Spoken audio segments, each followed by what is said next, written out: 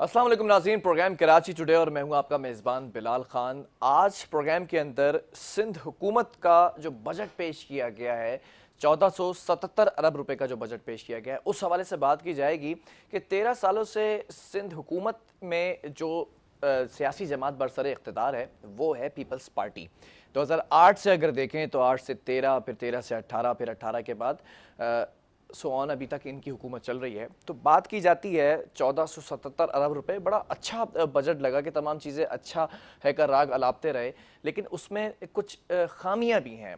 जो चीज़ें हम आज डिस्कस करेंगे और ये मेरे पास पूरा बुकलेट इस वक्त मौजूद है, तो इसमें जो फैक्ट्स एंड फिगर्स दिए हैं वो तो जुटला नहीं सकते। ये जो इस वक्त वज़रा हैं, NPAs हैं, वो बड़ी बड़ी बातें करते हैं कि हमने सिंध में जो है वो दूध की नहरें बहा दी हैं, लेकिन असल हकीकत क्या है। इस वक्त मेरे साथ हमारे स्पेशल करस्पॉन्डेंट भी मौजूद हैं स्टूडियो के अंदर, फैज़ बुलैदी। फैज़, बहुत शुक्रिया प्रोग्राम को आपने ज्वाइन किया। आज हम बात करेंगे सिंध हुकूमत के बजट के हवाले से।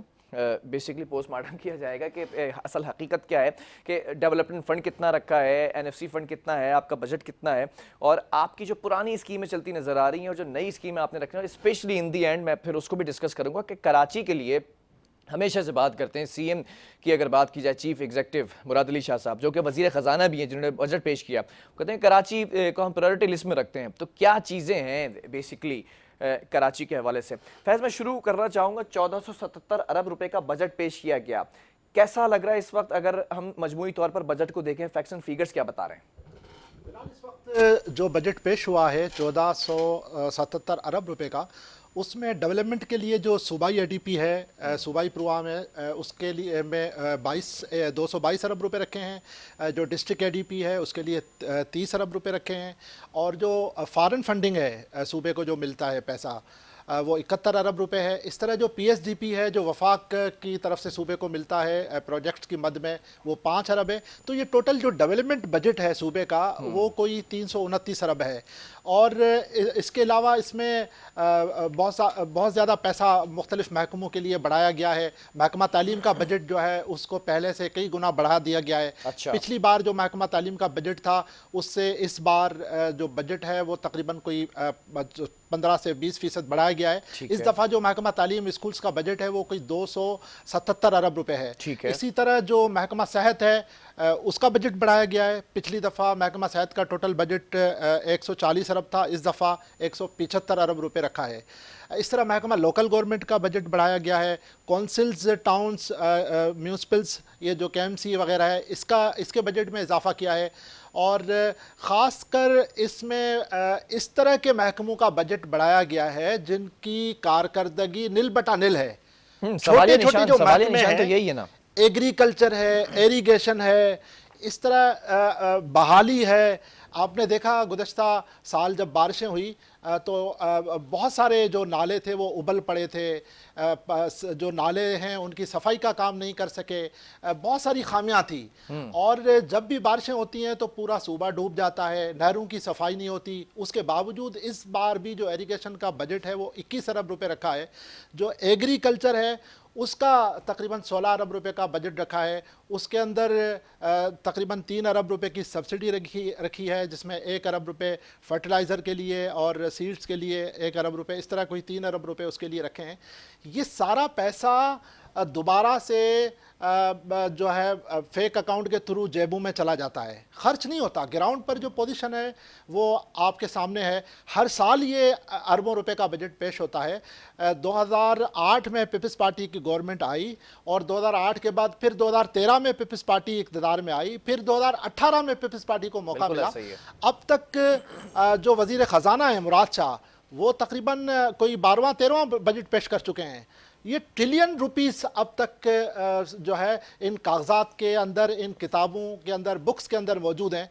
जब हम इन बुक्स को पढ़ते हैं तो ऐसा लगता है कि हम कोई पेरिस घूम रहे हैं, कोई हम लंदन में बैठे हैं। सड़कों का जाल बिछा हुआ है, नाले साफ हो गए हैं, स्कूल्स की कंडीशन बहुत ज़्यादा बेहतर कर दी गई है। मगर अगर ग्राउंड पे देखें तो अलावा मायूसी के कुछ नहीं है, कोई काम नहीं है। सिर्फ ये कागजात हैं। बहुत हर साल इन बुक्स को बहुत ही खूबसूरत करके बना दिया जाता है। ये डेवलपमेंट बजट है। ये जिस तरह मैंने बताया ना, सूबे का जो सूबाई एडीपी है, 329 अरब रुपए का जो बजट रखा गया है, ये 222 अरब रुपए सूबाई एडीपी है। और इसके अलावा जिस तरह मैंने डिस्ट्रिक्ट एडीपी का बताया 30 अरब रुपए, ये टोटल जो डेवलपमेंट पर पैसा खर्च होता है वो कोई 329 अरब रुपए है जो इस साल रखा है। 329 अरब रुपए में हर साल डिस्ट्रिक्ट एडीपी के लिए 30 अरब रुपए, 20 अरब रुपए, 25 अरब रुपए रखे जाते हैं। ये भी पैसा सीधा जेबों में जाता है, कहीं खर्च नहीं होता। M&R के लिए पैसा रखा जाता है, M&R मुरम्मत के लिए, रिपेयर के लिए जो पैसा रखा जाता है वो भी कोई 15-20 अरब रुपए रखा जाता है कि अगर आपका स्कूल है, कोई सड़क है, उसकी मुरम्मत करनी है। इस तरह बहुत सारे जो है नहीं, तो जब ये उसके हेड होते हैं बजट जिसकी रखा मदद में जाता पैसा है, फिर रखा खर्च किया जाता है डेवलपमेंट के मद में, तो उसका कोई ऑडिट नहीं होता कि इन दी एंड आपको पता चलेगा कितना पैसा खर्च किया गया और कहाँ कहाँ खर्च किया बिल्कुल ऑडिट होता है ना। जब ऑडिट होता है तो इससे मोटी बुक्स जो है ना वो प्रिंट होती हैं, हमारे पास आती हैं, पता चलता है कि इस दफ़ा 200 अरब रुपए की जो है वो गैर जो बेकायदगियाँ हुई, इस दफ़ा 300 अरब की बेकायदगियाँ हुई।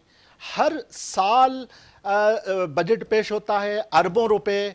जब हम असम्बली के फ्लोर पे बैठ के कवर करते हैं सेशन को, तो इस तरह लगता है कि पूरा सूबा डेवलप हो गया है, बहुत ज़्यादा काम हो गए हैं, मगर ग्राउंड पे ऐसी कोई पोजीशन नहीं है। मुराद अली शाह साहब 2013 में वज़ीर ख़जाना बने, उसके बाद 5-8 साल के बाद वो वज़ीर आला बने, उसके बाद फिर महकमा दाखिला भी उन्होंने अपने पास रखा। इस वक्त पूरा सूबा एक ही शख्स के पास है। उसके बावजूद जो सूबे की पोजीशन है वो बेहतर नहीं है। आप सारी चीज़ों को छोड़ें, आप कराची ले लें, कराची में कौन सी डेवलपमेंट हुई है?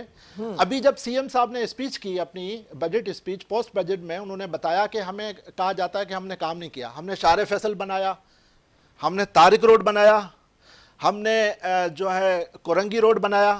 भाई 13 साल के अंदर आप ये बता रहे हैं कि हमने शार फैसल बनाया, 12 साल के अंदर आप बता रहे हैं हमने तारिक रोड बनाया। नहीं, वो भी सिर्फ कारपेटिंग आप कराची में निकलें, आप जाएं देखें, सफूरा गोड डेवलप है।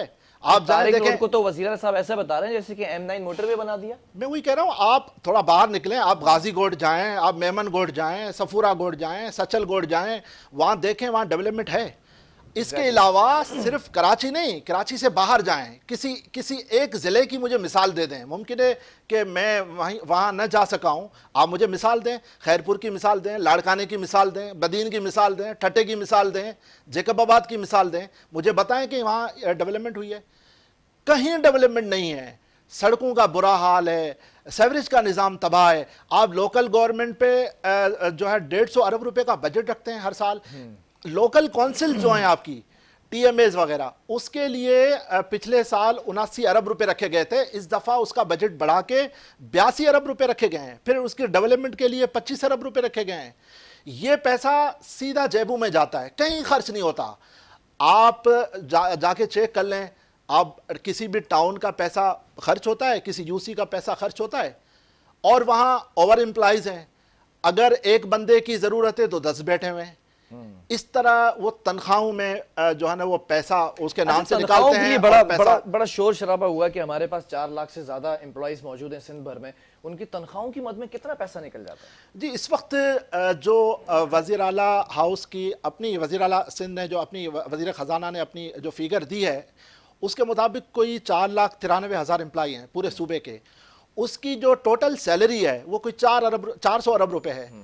अब 400 अरब ये, बाकी पेंशनर्स हैं, इस तरह की जो पैसा जो जाता है 100, 125, 150 अरब वो हैं। ये टोटल मिला के कोई 550 अरब, 550 अरब, और आप जो है 300 अरब डेवलपमेंट के निकाल दें तो ये 850 अरब तक तकरीबन बनते हैं। 850 अरब के बाद भी आपके पास 200-400 अरब रुपए बचते हैं। वो कहाँ जाते हैं? आप जो ग्रांट्स देते हैं जिन इदारों को, इंडस अस्पताल को सबसे पहले 2 साल पहले इन्होंने ग्रांट दी थी 50 करोड़, फिर एकदम से 1 अरब, फिर 2, इस दफा 4.5 अरब रुपए की ग्रांट दी है इंडस अस्पताल को। ठीक है। और जो डाओ मेडिकल हॉस्पिटल है उसको सिर्फ 1 अरब रुपए। आप डाओ को और इंडस को देखें कि किसकी कौन हेल्थ फैसिलिटीज ज्यादा देता है, सर्विसेज किसकी अच्छी हैं। आप इंडस अस्पताल को इतना पैसा दे रहे हैं, किसकी पर्ची पे दे रहे हैं आप? और इंडस अस्पताल के जो हेड हैं वो कौन है, डॉक्टर बारी कौन है? आप इन चीजों को देखेंगे तो आपको पता लग जाएगा कि पैसा ज्यादा क्यों मिल रहा है। सेकंड, आपने एनआईसीवीडी को 16 अरब रुपए दे दिए। एनआईसीवीडी वो इदारा है जिसका इस वक्त नैब में केस चल रहा है, ठीक है। ठीक है, और उसके अंदर बहुत ज्यादा बेज़ाब्तगियां हुई हैं, बेकायदगियां हुई हैं। एक सरबराह है एनआईसीवीडी का, वो 62 लाख रुपए सैलरी उठाता है। बहुत सारी उसके अंदर जो है करप्शन के मामलात हैं जो नैब जिसकी तफ्तीश कर रही है। ऐसे इदारे को दोबारा से डबल पैसा दे दिया। ठीक है, मुझे ज्वाइन भी कर चुके हैं ऑन कॉल एमपीए हैं पीपल्स पार्टी की जानिब से, रुकन सूबाई असम्बली हैं शमी मुमताज साहिबा। शमी साहब बहुत शुक्रिया ज्वाइन करने के लिए। सिंध हुकूमत ने बजट पेश किया है 1477 अरब रुपए का, लेकिन सवाल यहाँ पर ये उठाया जा रहा है इस वक्त कि कितने बजट पेश कर दिए गए, 13 के करीब बजट जो पेश किए गए, तो ये हालत क्यों नहीं बदलती है? बजट तो बढ़ता चला जा रहा है, बजट का हजम बढ़ता जा रहा है, हालत क्यों नहीं बदल रही सूबे की? बिस्मिल्लाहिर्रहमानिर्रहीम। हम तो अब ये बात कहने पे मजबूर हुए हैं कि ये सिंध दुश्मनी और भुट्टो का बुग़्ज़ या बिलावल भुट्टो मेरे चेयरमैन का बुग़्ज़, तो बुग़्ज़ माविया तो मशहूर था, लेकिन अब ये बुग़्ज़ सिंध भी मशहूर हो गया है, क्योंकि इन लोगों ने वो ऐनकें पहनी हुई हैं कि इनको नजर ही नहीं आता कि सिंध में काम हो रहा है। अगर मेरे भाई सिंध में काम नहीं हो रहा होता तो ये तीनों सूबों से लोग सिंध की तरफ क्यों आते हैं? जब अगर सिंध में कुछ भी नहीं हो रहा, ये 70,000 जो पंजाब से मरीज आए हैं, जो 40,000 के करीब केपी से मरीज आए हैं, अगर सिंध में काम नहीं हो रहा तो फिर ये यहाँ पर क्यों आ रहे हैं? सिंध के लोगों को वहां जाना चाहिए था ना, जहाँ दूध की नहरें बह रही हैं, जहाँ पर बहुत सारे काम हो रहे हैं, जहाँ पर जो है लोग जिनसी ज्यादती का शिकार नहीं हो रहे हैं, जहाँ पर इंसाफ मिल गया सानिया है साहिवाल वालों को, जहाँ पर मोटरवे के केस को इंसाफ मिल गया है, तो वहां तो इतना अच्छा मामला चल रहा है। मैं कह रही हूँ कि बस मैं तो खुद सोच रही हूँ अपना बोरिया बिस्तर यहाँ से लपेटूं और मैं खुद केपी में शिफ्ट हो जाऊं, अगर इतना ही अच्छा मामला है तो।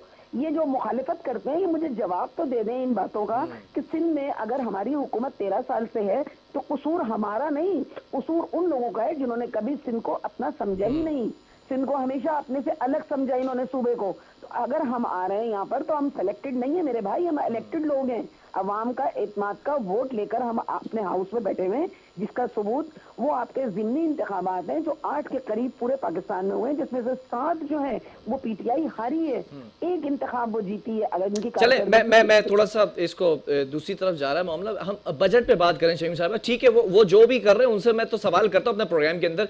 आपको लेने का मकसद ये स्पेसिफिकली, मेरे नुमाइंदे भी इस वक्त यहाँ पर बैठे हुए चैनल के, फैज बुलैदी, तो वो सारा बजट की ब्रीफिंग मुझे दे रहे थे। आपसे मैं ये पूछना चाह रहा हूँ, सवाल ये है कि जो 30 डिस्ट्रिक्ट हैं हमारे पास इस वक्त सूबे सिंध के अंदर मौजूद हैं, अब इनके अंदर से कोई एक ऐसा डिस्ट्रिक्ट है जिसके अंदर सड़कें भी बनी हुई हैं, सीवरेज का निज़ाम भी सही है, इंफ्रास्ट्रक्चर भी सही है, वहाँ पर स्कूल्स भी बने हुए हैं, हेल्थ फैसिलिटीज़ भी प्रॉपर दी जा रही हैं, कोई एक ऐसा डिस्ट्रिक्ट है?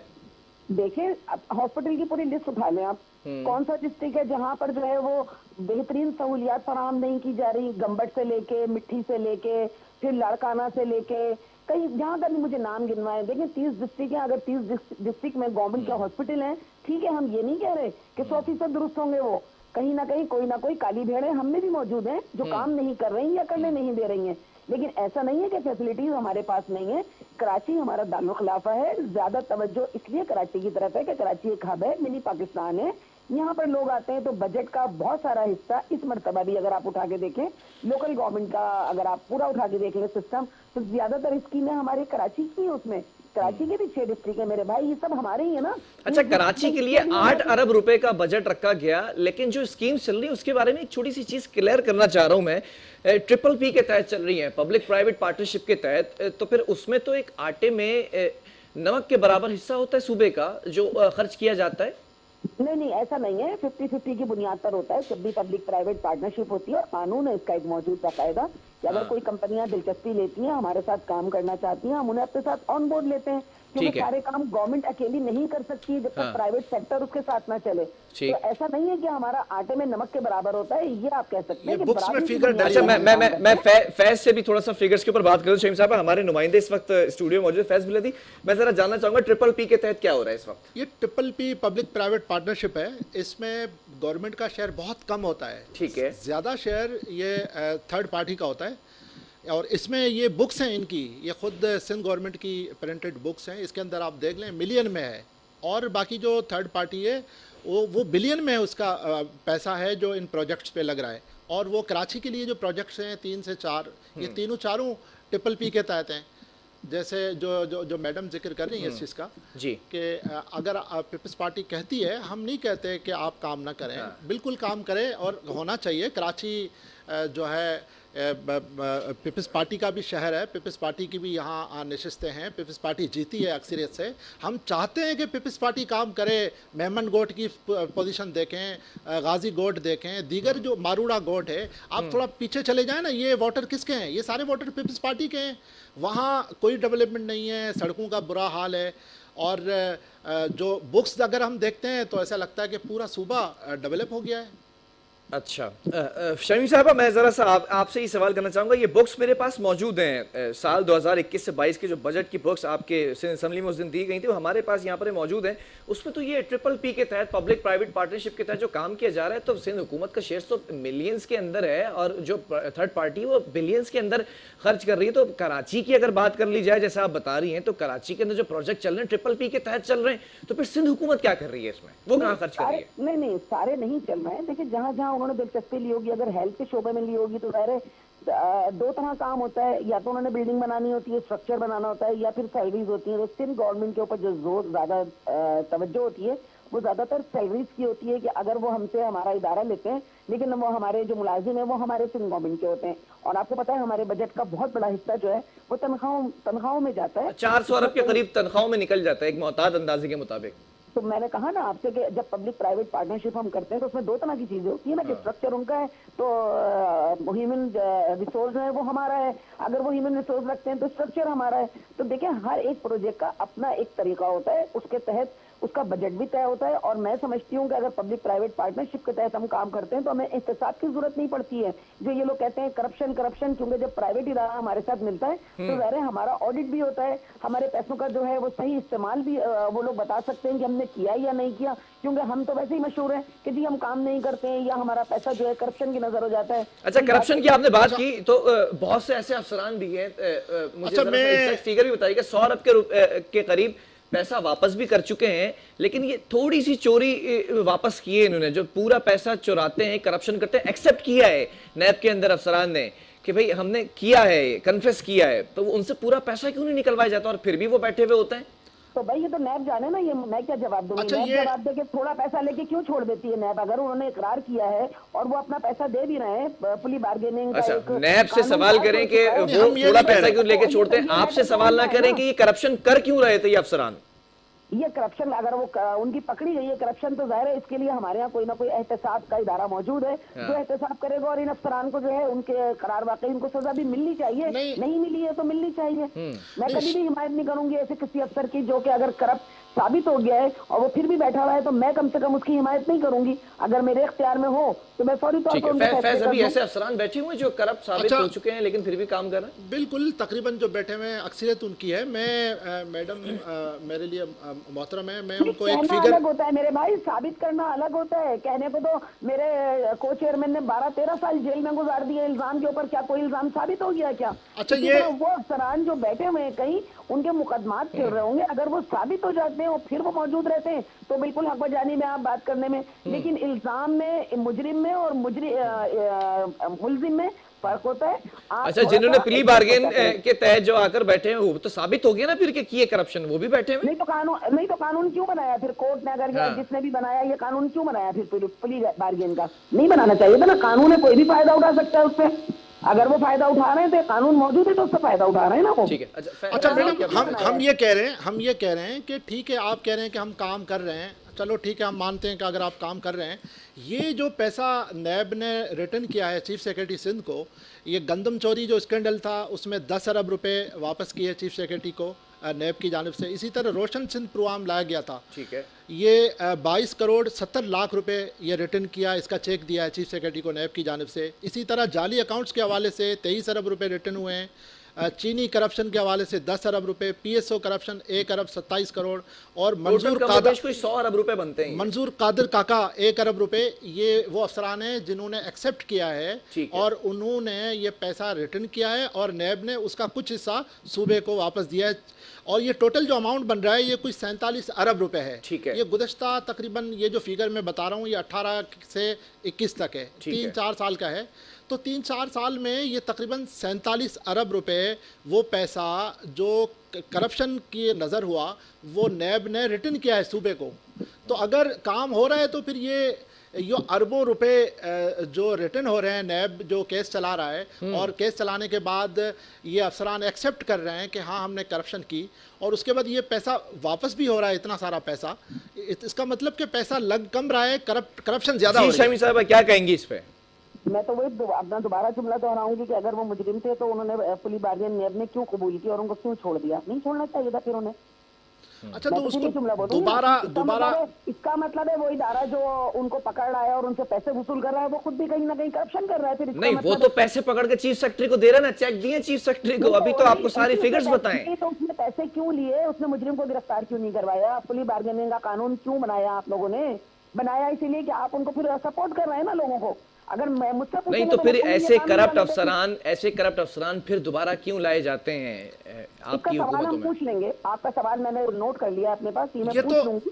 मैडम मैं ये अपनी बजट- मतलब मैं अपनी बजट ये तकरीर में- टेक्निकली अगर लॉजिकली शमी साहब, ये तो मैं अप्रिशिएट करता हूं आपको कि आपने सवाल को नोट किया, लेकिन टेक्निकली आप मुझे खुद बताएं कि अगर आप किसी ओहदे पर बैठती हैं और आपके पास ये अथॉरिटी होती है, तो क्या आप उन अफसरान को जो करप्ट साबित हो चुके हैं और कन्फेस कर रहे हैं कि हमने करप्शन की है, दोबारा लाना चाहेंगी? Just a question. उनको दोबारा मैं कभी भी नहीं लाऊंगी अपने पास। तो अगर आप वजीर आला मुझसे साहब मेरी चीफ जाती एग्जीक्यूटिव राय- हैं, वजीर ये खजाना मेरी भी जाती- हैं, ये मेरी दीगर जाती अफसरान राय भी है। हैं, उनके पास ये लॉजिक नहीं है क्या? सुने ना, ये मेरी जाती राय है, मैं सबके लिए जवाबदेह नहीं हूँ। ये मेरी जाती राय है कि अगर मेरे अंडर इस तरह का कोई डिपार्टमेंट काम कर रहा हो जहां पर साबित हो जाए कि कोई अफसर करप्ट जी। है, सबूत के साथ वो इकरार कर ले। एक होता है इल्जाम लगाना, एक अच्छा, होता है अगर मैं एक इकरार करना। प्रोग्राम कर लूं, आपके साथ ही प्रोग्राम कर लूं, उन अफसरान के नाम सामने रख दूं जो करप्ट ही हैं और कन्फेस भी कर चुके हैं और वो अभी भी उन्हीं मेरे सीट पर विराजमान है? नहीं, मेरे सामने नहीं। आप उन इदारों के जो सरबराहान हैं उनके साथ ये प्रोग्राम करें तो ज्यादा अच्छा होगा कि वो अपने इदारे का जवाब दे चीफ मिनिस्टर से- सकेंगे। मैं इस वक्त किसी इदारे को नहीं देख रही हूँ। मैं एमपी जरूर हूँ, मैं आवाम की नुमाइंदा हूँ। नहीं, आप पार्लियामेंटेरियन हैं, आप मेरे प्रोग्राम के अंदर आती हैं, तो ये आवाज आगे तक जानी चाहिए ना, क्यों करप्ट अफसरान बिठाए हुए हैं?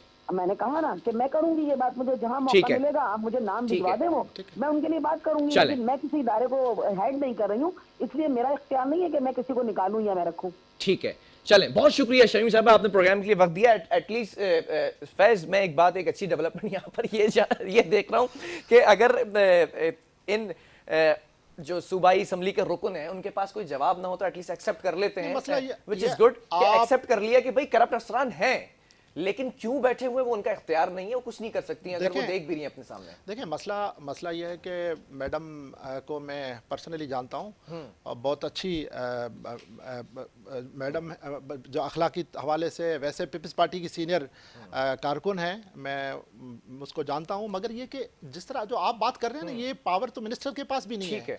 मसला ये है चलें, मैं इसी पर कंटिन्यू करूंगा। मसला एक मैं बात मुकम्मल करूँ। मसला ये है कि यहाँ जो अफसर आता है वो कुछ ना कुछ दे दिला के आता है। ठीक है, वो जब सीट पे बैठता है तो वो मिनिस्टर की क्यों सुनेगा? नहीं, यही तो बड़ी बात है जो मुझे डिस्कस करनी है। ये बहुत चीज डिटेल में डिस्कस होनी चाहिए। एक वक्फा लेंगे, कमर्शियल ब्रेक है, उसके बाद इस चीज को कंटिन्यू करेंगे कि ये जो करप्ट अफसरान है ये कैसे इस वक्त अपनी सीट पर विराजमान है।